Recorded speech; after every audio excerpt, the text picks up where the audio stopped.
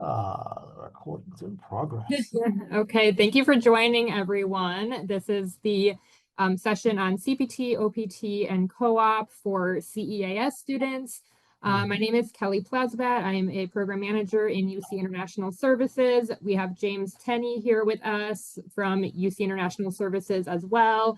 And we have Kristy Stewart here from the College of Cooperative Education and Professional Studies. So they will be presenting this session. I'll be in the background, letting people in from the waiting room. I am not going to attempt to answer questions in the chat, but you can put your questions in the chat and we will get to them at the end. And we also will have some more time for Q&A at the end as well, if you want to answer or if you want to ask your question verbally. So James, I'm gonna pass it over to you to get us started. As Kelly mentioned, my name is James. I'm with UC International Services, and if you didn't know where we were located, that's where we're located. We're located in Edwards Center 1, room 7148. Our email address is international.services@uc.edu, and our phone number is 513-556-4278. You can come and see us. We're here Monday through Friday, 8 a.m. to 5 p.m., unless UC is closed for a national holiday or inclement weather. We're not here on the weekends. If you send us an email during Monday through Friday, most likely you'll hear from us that same day. It's not instant messaging, so don't expect a response, instantly, but we should be responding to you within the same day. And we do have advisors here that you can meet with in person on a walk-in basis, or you can call us on the phone if you prefer to chat with us over the phone. Okay, so some of our advisors are here, and so if anytime you have an immigration-based question, you're going to be talking to one of these fine individuals here on the other end of the phone or over email about some of the things you may have questions about regarding OPT and CPT. I'm going to skip through a few pages here because this is a very involved PowerPoint. I know Kristy is going to go over these options here a little bit later on, but I'm going to be focusing here on my part of the presentation on this thing called practical training. And there are two forms of practical training. There is one that's called optional practical training, and one is called curricular practical training. To qualify for practical training, if you are an F1 student, you first of all must have completed at least one academic year of in-person in the US classes. And so if you arrived in August of 2024 and you've been here ever since, enrolled in classes in the fall and the spring, then you are in the right place to begin looking at the summer period here to begin either OPT or CPT. And so if you've been here for 2 semesters of full-time in-person classes, you qualify to begin doing CPT this summer, or if you're graduating, beginning your OPT application. A little late, but still possible to get that in for this summer. First of all, curricular practical training. Just as the name suggests, this is fulfilling a curricular experience. And so if you are going to be doing things like a required internship for your degree program, if you're in a required co-op program where they put you out into the field on alternating semesters, that is going to be a curricular practical training experience. And so you'll need this in order to maintain your immigration status, but also quite possible to give you the work permit that you need in order to go work in the job that you are wanting to do for your co-op or internship. It must be work that's required for your degree program. So the required co-op and CEAS would qualify for this. And so we're going to talk a little bit about how one can apply for this. This also includes things, it's about practical training. It's not about just employment. And so, for example, for those of you who are in a co-op program, if you're going to be doing an EEP here in the US, then you'll need CPT to be issued as well to make sure that you are maintaining your immigration status during those periods where you're not enrolled in full-time classes, but taking part in your co-op term. So if you're staying in the US, to do your co-op, whether or not that's an employer or an EEP experience, you need curricular practical training to be approved in your F1 record so you can continue to maintain your status. This also includes on-campus employment that you are going to do that's going to give you the co-op employment. If you're doing on-campus employment and it's not counting towards any co-ops whatsoever, you don't need CPT for that on-campus job. But if you're going to be doing it in connection to a co-op credit, it's going to require curricular practical training. Co-ops done outside the US do still require the submission of the CPT e-form, but no CPT is going to be issued. And the reason for that is because you're not working for a US employer while you're overseas, then you don't need CPT. However, if you're going to work for a US-based employer while you're overseas, you still need CPT. But if you're going to work for an overseas employer while you're physically outside the US, CPT is not necessary, but the e-form is still necessary, so we can at least record why are you outside the US during this particular semester, and why we are allowed to keep your SEVIS record active so you can continue to do CPT in the future in the US if that is part of your plan. Again, we talked about that you have to be in status for at least one academic year to qualify. If you are a graduate student, there are 2 or 3 programs that allow you to start the CPT experience before you meet that 1-year requirement. None of them fall under the CEAS umbrella, so we won't worry about talking about those. Now, you are not limited in the amount of curricular practical training that you can use. Remember, this is to fulfill a curricular academic requirement. Some of you may be doing 5 semesters of co-ops. Some of you may be doing 2 or 3 co-ops. Whatever that number is, we're not restricted in the amount of CPT that we can give you as long as it's fulfilling an academic requirement. However, pay attention to this part.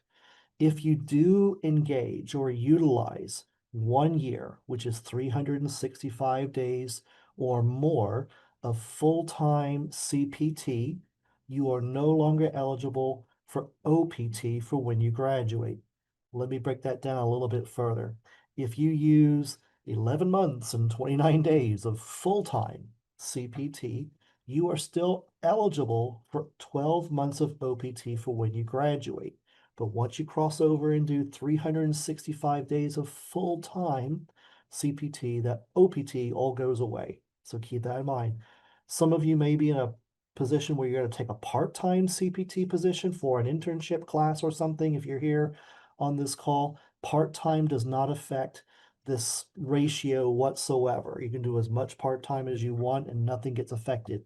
It is only the full-time, which is anything more than 20 hours per week, CPT that's going to potentially affect your ability to do OPT. If you really, really want to save your OPT for graduation, but you're in a program that's going to use more than 365 days of co-op experience, there are some ways that you can try to save your post-completion OPT. As we mentioned earlier, if you do any of your co-ops outside the US for an overseas company, still submit the CPT form, but we're not going to issue CPT. But we use the information on the CPT form to keep your F1 record active. And so if you want to do a co-op or 2 outside the US for an overseas company, then we can certainly, there you go. You get 2 co-op semesters, done. You've got 3 semesters left for those of you who may be in those 5 co-op rotations, and therefore your 12 months of OPT is still saved for when you graduate. You do, however, have to be outside the US the entire semester. If you're here on the first few days of the semester, then leave the country, we have to issue CPT for the entire time. Same thing, if you're in the US but working for an overseas company, that requires CPT. If you're working for a US company while you're overseas, that requires CPT. To save your CPT for an overseas co-op, you must physically be outside the US and working for a company that is physically outside the US. It can't be a US-based company. Second way to save your post-completion OPT options is to use some of your OPT before you graduate. So, for example, let's say you do 3 months of what we call pre-completion or pre-graduation OPT for one of your co-op semesters. That means you have about 9 months of post-completion OPT available for you for when you graduate.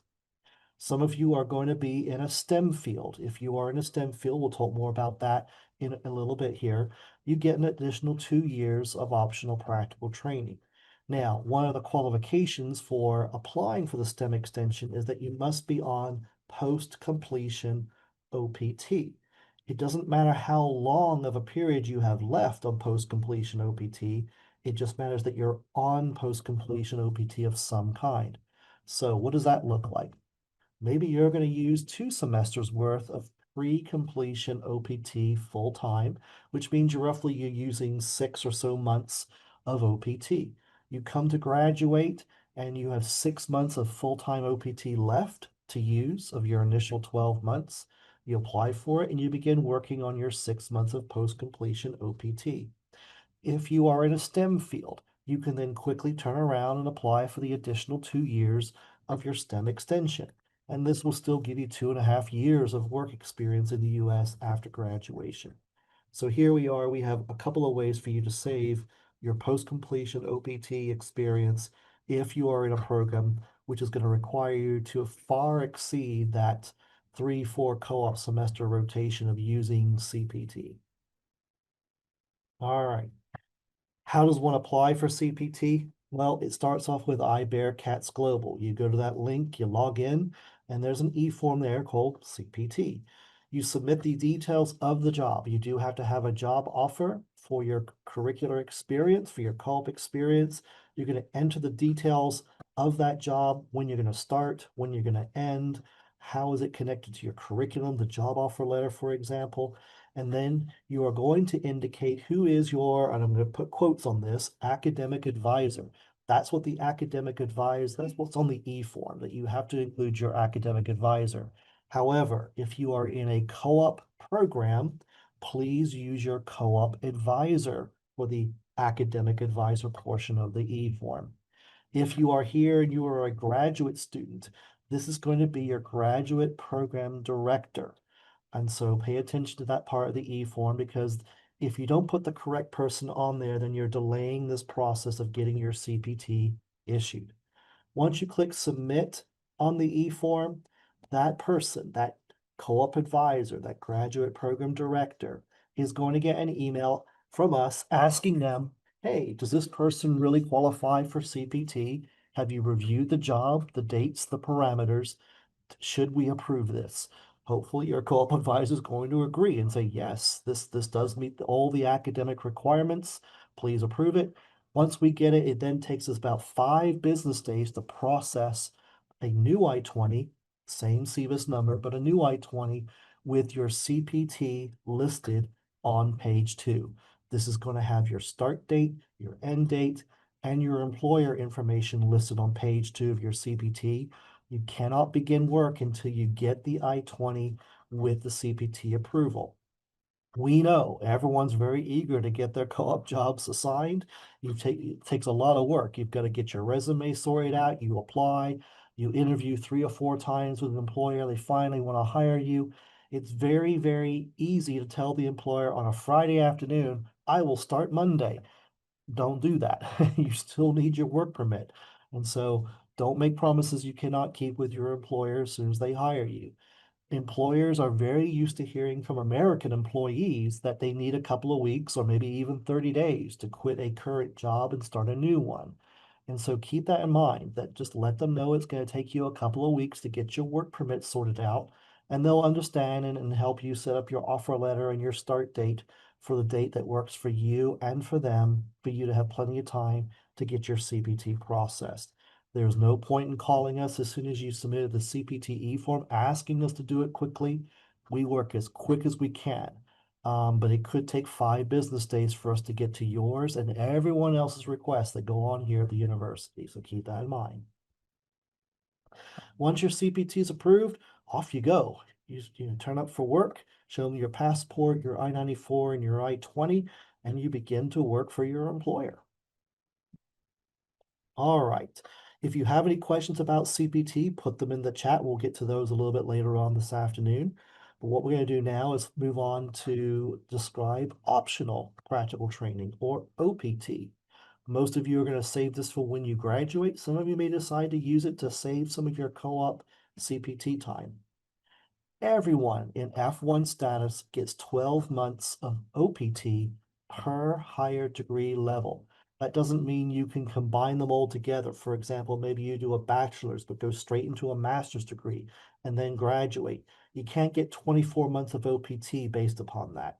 As you graduate from one program to another, when you graduate from one program, you have a window of opportunity to apply for the 12 months of OPT based upon that degree level. If you move straight into another higher degree level, you've lost your opportunity to use that 12 months of OPT based upon the prior degree level.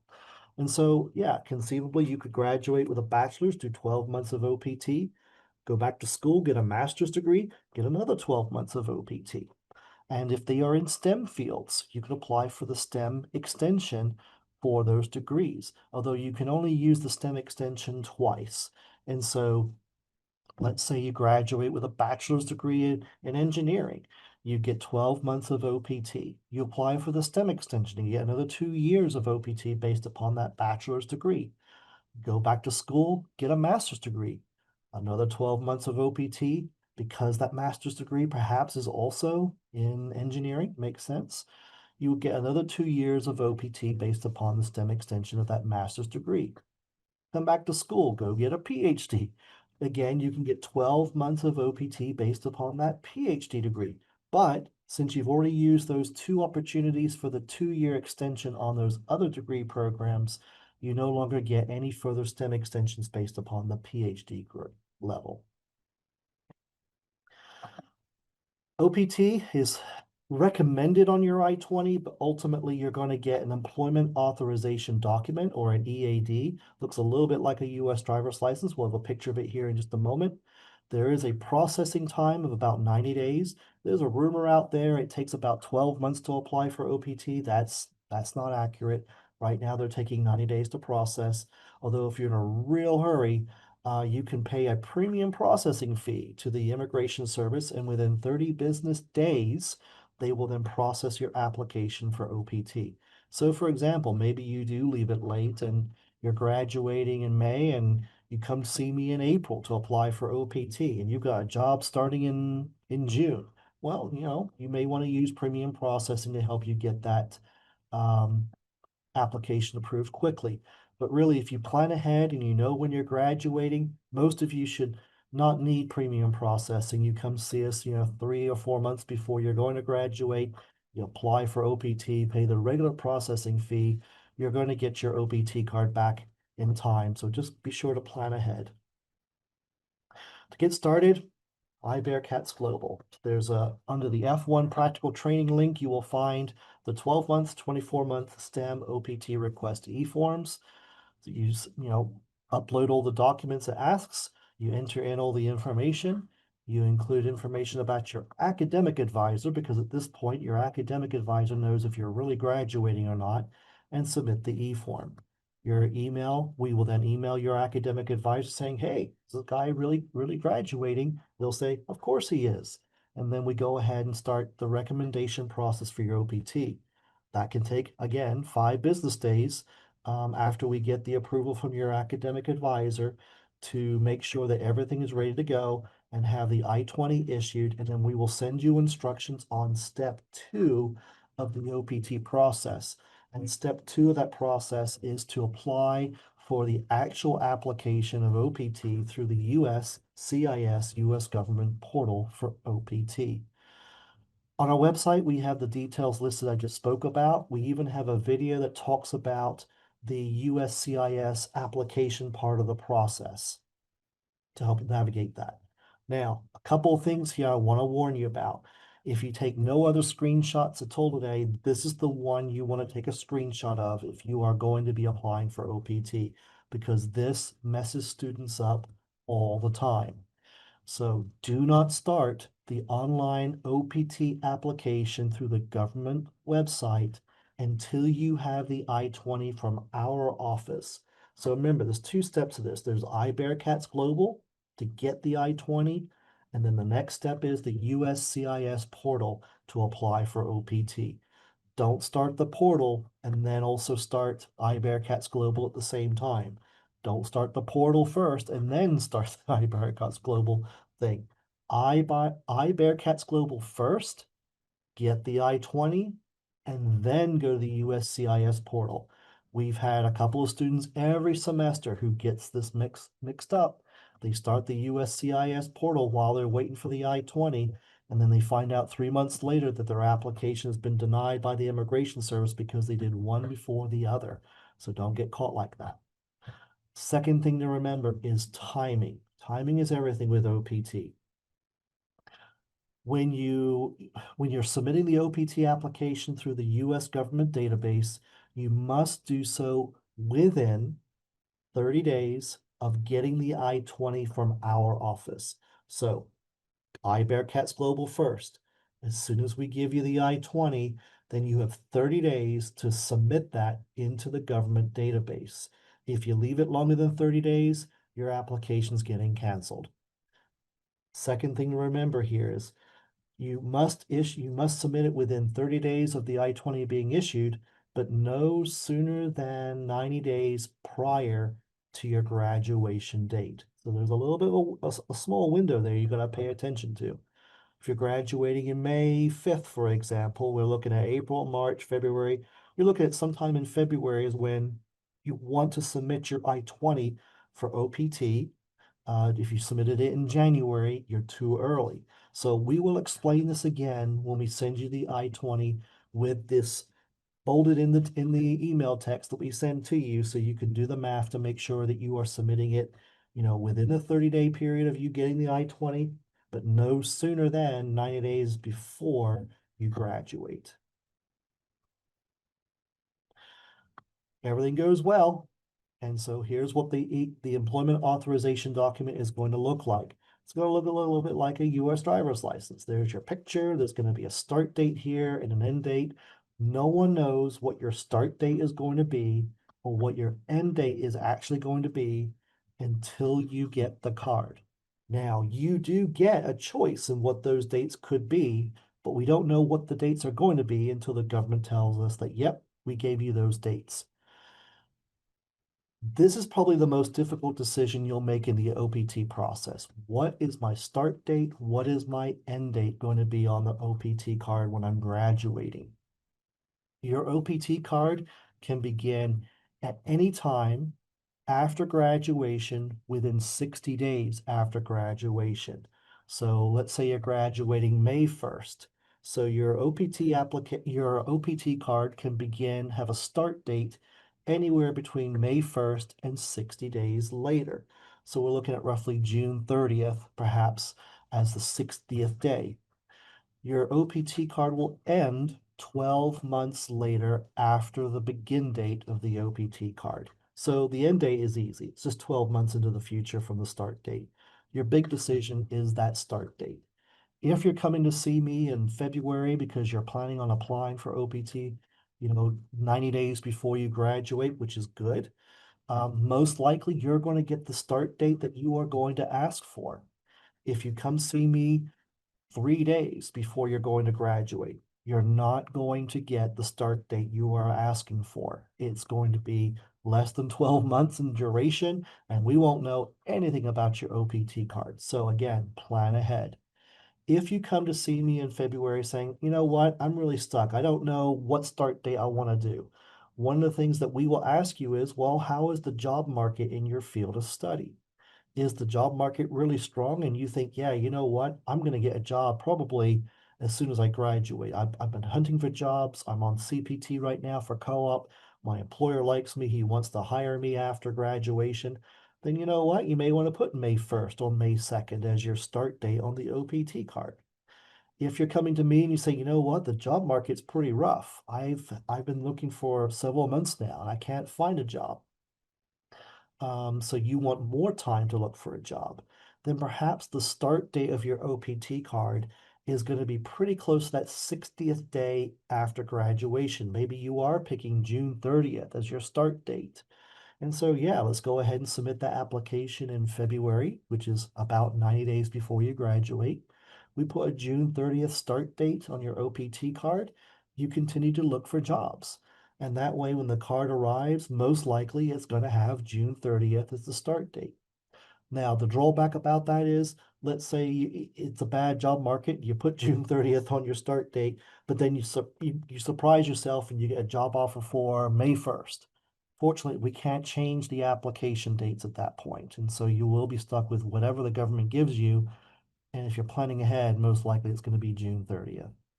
So think carefully about that start date. Talk to your co-op advisor, your academic advisor. We're going to share you with some resources on who's out there, helping international students get employed. Make sure you pick a good start date that's going to work for you here. When you apply, make sure that your mailing address is secure and reliable. Sometimes these cards go missing because someone has moved addresses, or maybe your name is not on the mailbox. U.S. government mail does not get forwarded. And so if you're living in an apartment complex and you move somewhere else, you got to update the address in the Immigration Service database, not your postal forwarding address. If you live in an apartment, make sure your name is on the mailbox. Or if you live in a house, make sure that you are registered to receive mail there. Your employment must be within your field of study and appropriate to your degree level, and you must be employed at least 20 hours per week, volunteer or paid, while you're on the initial 12 months of OPT. So why is that important that you must be employed? Well, it gets tougher and tougher for you guys, and I understand this is rough. During the 12 months of OPT, you must not accumulate more than 90 days of unemployment time. Let's say May 1st comes around and your OPT start date just happens to be May 1st. You don't have a job, then you're starting to accumulate unemployment time. Let's say you get a job on May 30th. Great. So you've only accumulated 30 days of unemployment time. But in January of the following year, maybe you quit and you accumulate another 30 days of unemployment.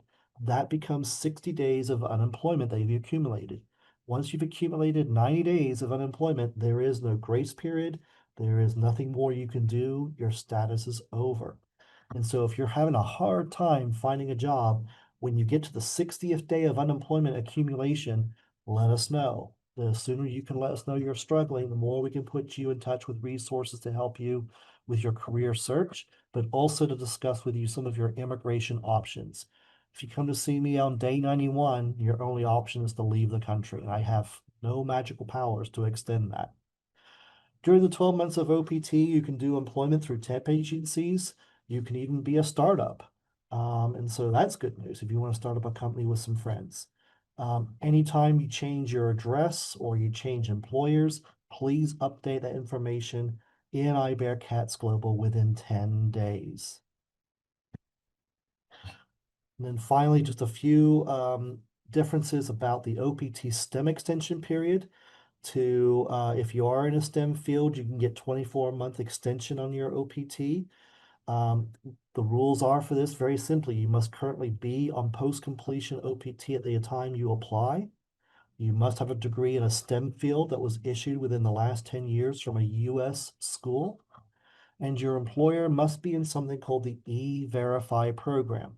E-Verify right now is an optional program, and there are quite a few employers in there, but it's a program where they can verify the employment eligibility of people.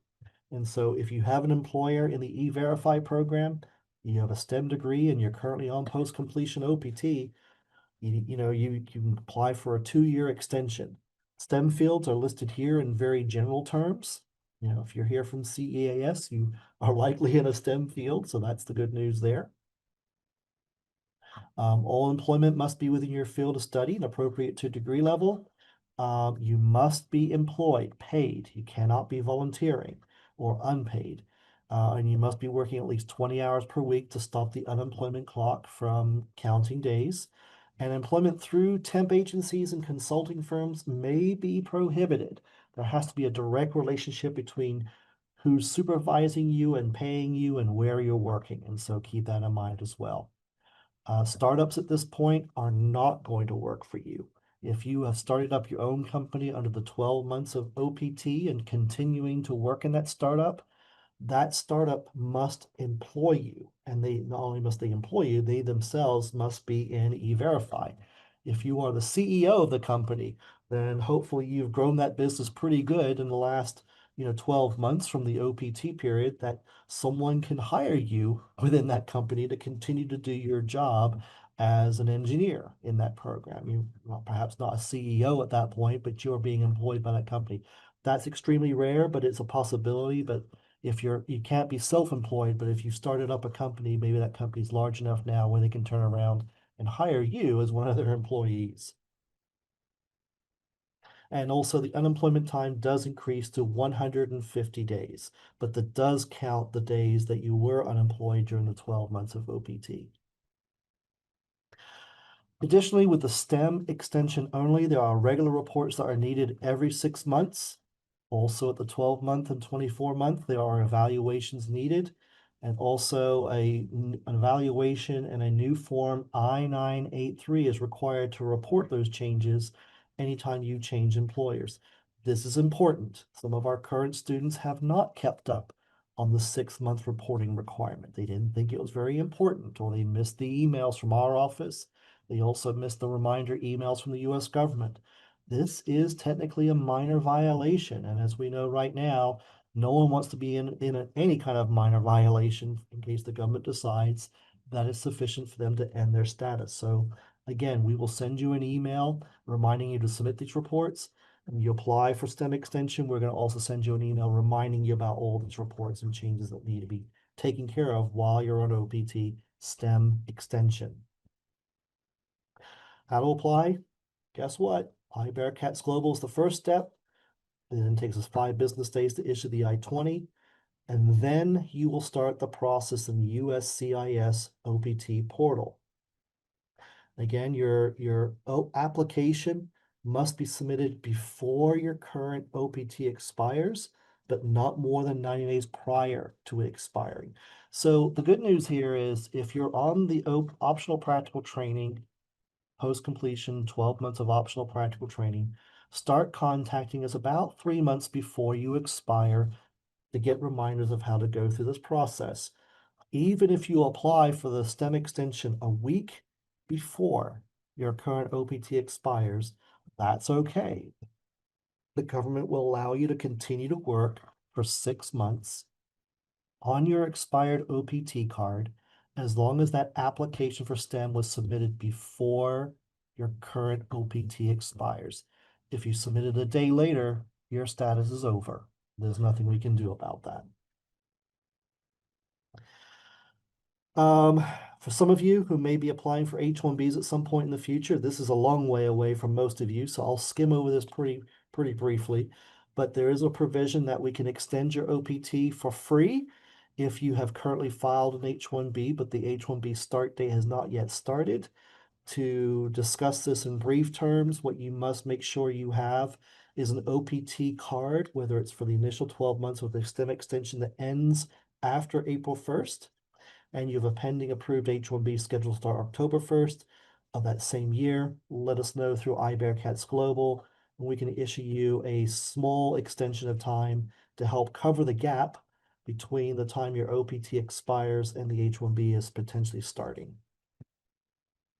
And again, through iBearcats Global, is where you would get that gap extension done here. For further questions about OPT, we do have in our GEL, the Global Engagement Lounge, every Wednesday at 3 o'clock. Well, actually, until April 30th, so next week is the final one. One of our advisors, Rebecca Jewell, will be hosting OPT discussion, going over Q&A in a lot more detail for those of you who are interested in learning more about OPT and helping you get your application materials put together. All right, well, I think that's the end of me there. I think I'm now ready to unhook myself from the share and pass this on to our next speaker. Let me get in here. We'll answer questions at the end once we're done. Let's see. Escape. Quit sharing. Stop sharing. Okay, there we go. And so now I'm going to pass this off to Kristy, and she's going to tell us a little bit more about what does she do and how she can help you as well.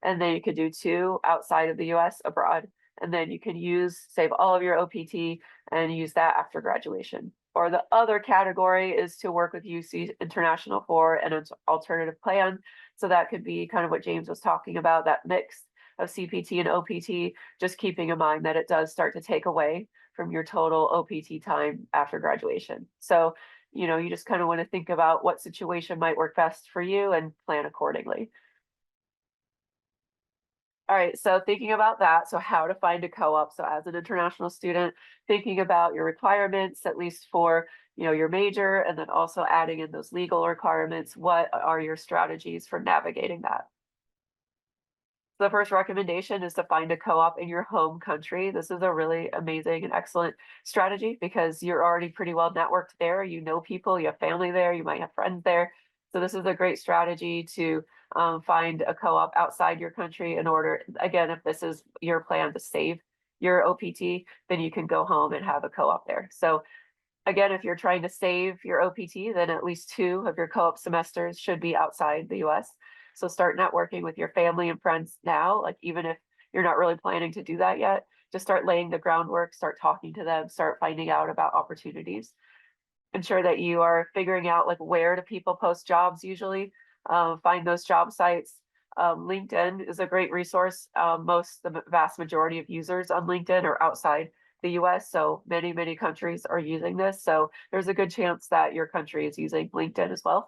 So use that to connect with people working in your country, ask them for advice, tips, start connecting with people and building those relationships now. All right, another option is that you can find a co-op in another country. So you can absolutely go abroad to another country. You don't have to be limited just to, the United States and then your home country. You're not limited there. You could literally go anywhere. So there are some options for that. So the first one is called the Worldwide Experience Program. This is through UC. This is kind of a loose program where you are finding those opportunities on your own. So you're kind of doing all the legwork on that, doing the job searching and applying and interviewing, all that's on your own. But once you find that position, you would want to go through that program just so you have a little bit of guidance and assistance through that process. So again, this would be outside the US and your home country, and you are kind of leading the way with finding those opportunities. So that's the first option. The next option is the International Co-op Program, or ICP.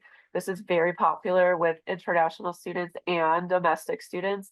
A lot of students enjoy participating in this program. It is for 2 semesters. It takes place during co-op rotations 4 and 5. So depending on what rotation that you're on right now, you need to make sure that you're on the rotation that ends with the spring-summer double rotation. So if you're not on that rotation or you're not sure, you can always ask your co-op advisor. Because in order to participate in that program, you need to have those 2 semesters back to back so that you can go abroad to that country and then stay there for that whole entire experience. So the idea is to get a really long, great experience there. There's a GPA minimum of a 3.0. There are language and other classes required because it's a certificate program, and they offer programs in German, Japanese, French, and Spanish. And this is a much more structured and scaffolded programs so that we have employers that regularly work with us. And so basically what the ICP does is connect you with those employers. So it's a little bit more structured. I don't know what the job acceptance rate is, but I think it's pretty good. I mean, most of the students that I've worked with who are an ICP, they usually get a job. So I think that the chances of that are pretty good. So if you feel like you want to do something safe, then this would be a great option for you. All right, another option would be the Global Research Labs. So this is newer. I think it's new, maybe like a yearish old. So this is where you could have an opportunity to work in a research lab in another country. So this could be 1 or 2 semesters. So there's a little more flexibility with that. The GPA minimum is a 2.8, so it's a little bit lower than the other one, so a little bit broader. And they have labs in Taiwan, Spain, France, and Japan is coming soon. So if you're interested in doing some research or just trying something new, and again, or looking to get outside of the US, this will be a great opportunity to explore. All right, so we talked about the different ways to navigate using your CPT, OPT, like staying here or going abroad. So we're going to focus a little bit on some tips for your co-op search here in the US as an international student.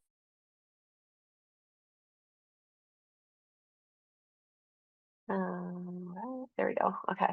So the first thing, as you're looking for jobs, you want to check the job postings for eligibility. So some positions require US citizenship and security clearance. So you'll want to make sure that you read through that pretty carefully to see, like, if it says that US citizenship is required, does it require security clearance? These positions, like, they should say that. So if you're looking at a position and it doesn't say anything about that, then you should go ahead and apply. Typically those positions are government positions or maybe contractors who are working with the government. They're doing some jobs for the government. And so those would have to maybe have some restrictions on that work. Again, the position description should include that information. I want to make sure I check time here. I can't see what time it is. Hold on. Okay. All right. All right, so another option would be to consider research. We talked about research as an option to go abroad to a research lab, but you can also do research here at home, right at UC. This is an amazing, wonderful option. So you can work on campus at UC in a research lab.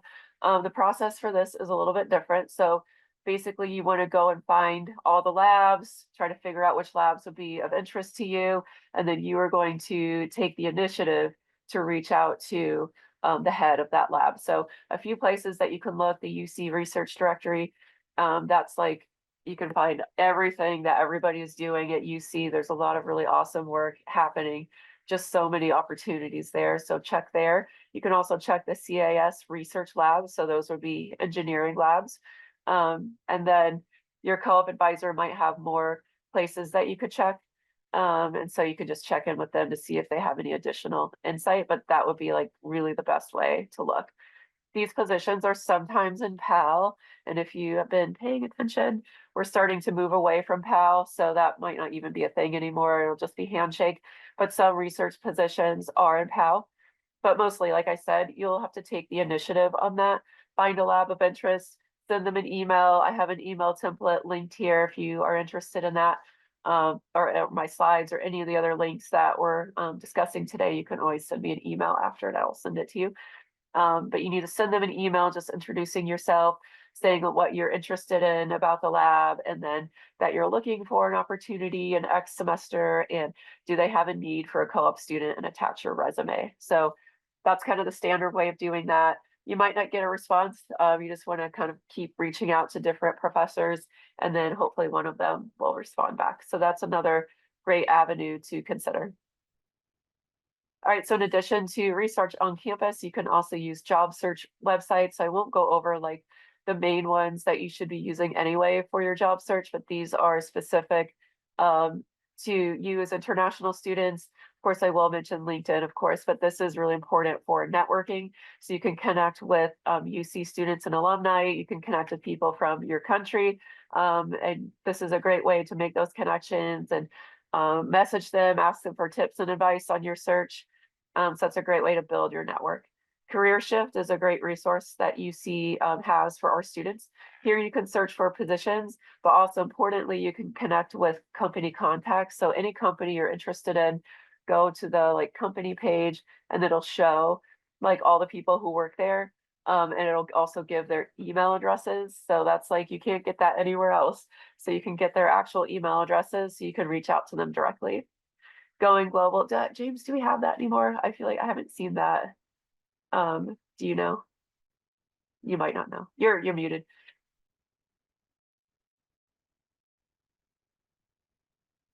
Well, do we not have any more?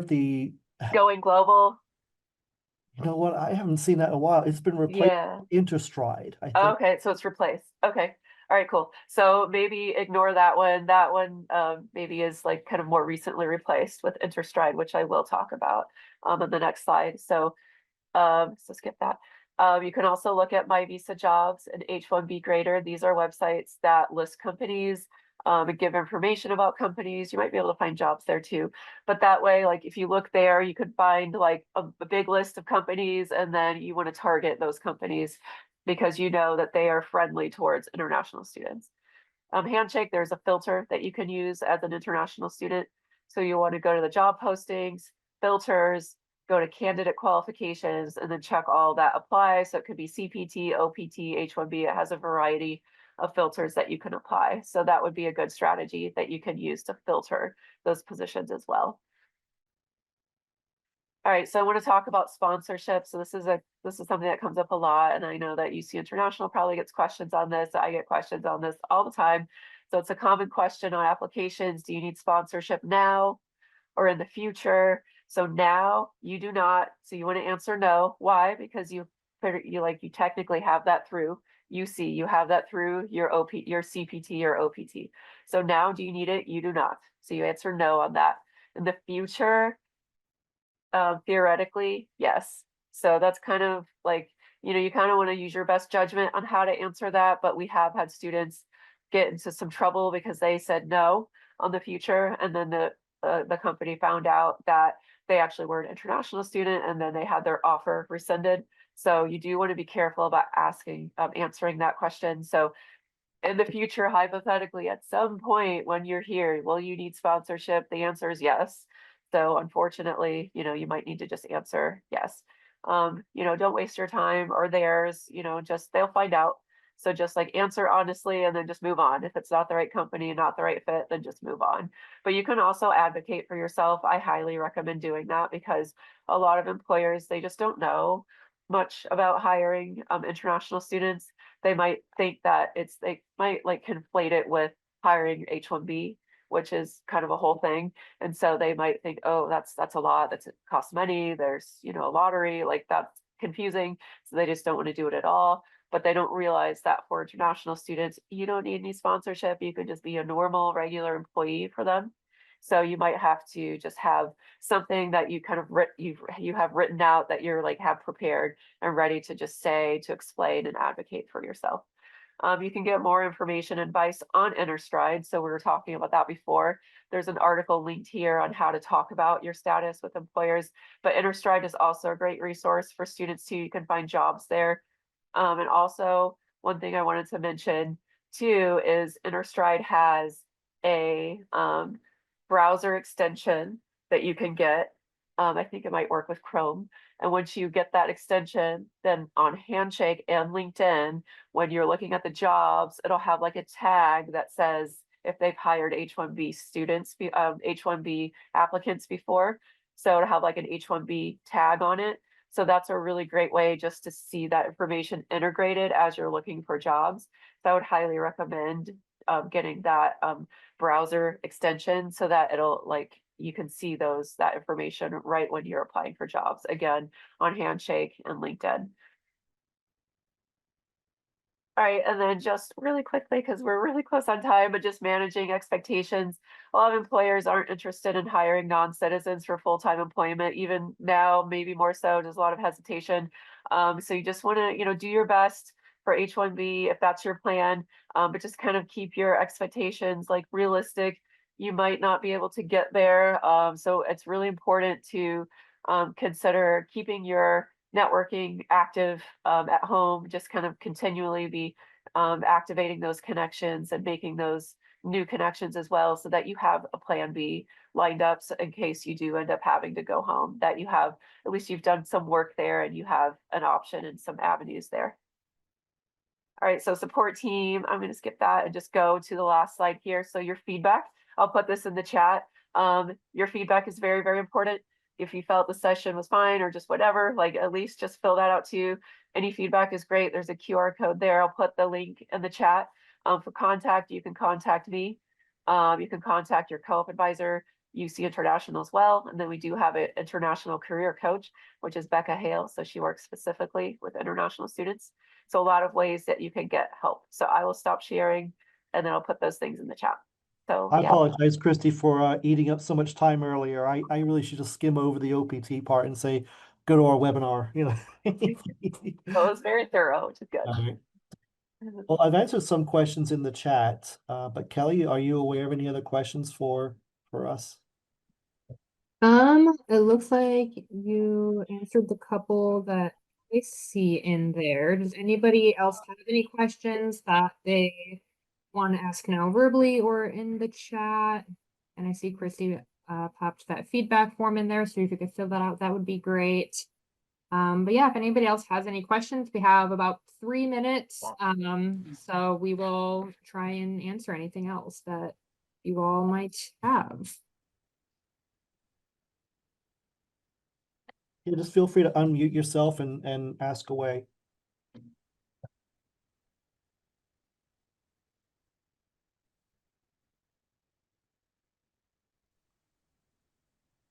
Oh, I see a question here from Sumadar. Question is, can I start a company on CPT? Will I get a new I-20? What kind of finance do you show if I hire someone?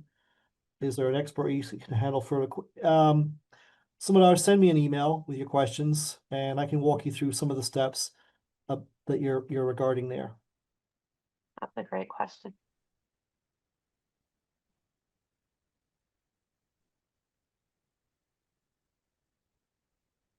Anything else? James, did you want to put your email in the chat as well? Oh, you know what? Let me do that. It'll help. That's So if there are no other questions, or at least no questions that anybody wants to ask here, you can feel free to email them, and we will probably hop off now. We're at just about 3 o'clock. So thank you everybody again for joining. I'll wait for James to put his email in there before I close this all out of here.